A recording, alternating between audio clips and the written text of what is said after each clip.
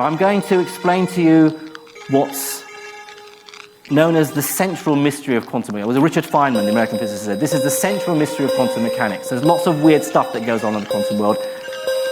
Hit you with this, and it basically tells you what it's all about. It's called the Slit Experiment.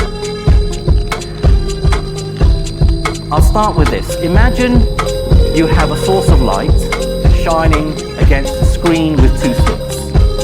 Now, for the pedants in the audience, this source of light has to be monochromatic light of a particular wavelength.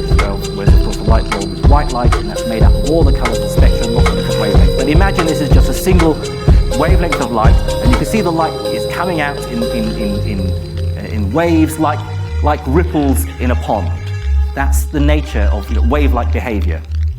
As the light hits the screen, it squeezes through the two slits, and each slit in turn on the other side becomes almost like a new source of light, and the light spreads out, it diffracts.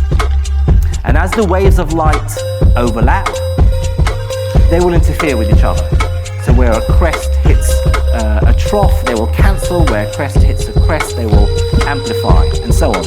And so on the back screen, you end up with what's called an interference pattern, a series of light and dark fringes, where the waves have either cancelled out or worked together in phase.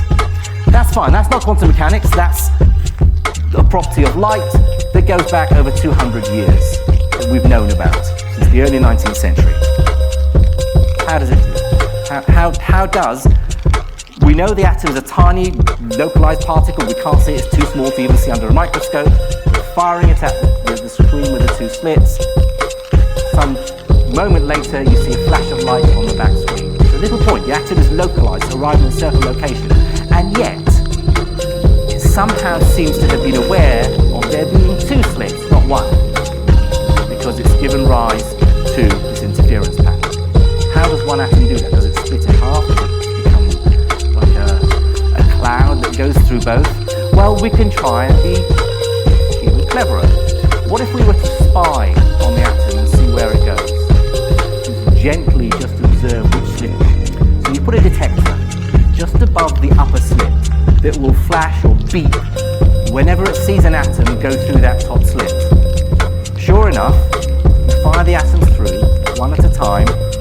50% of the time, the detector.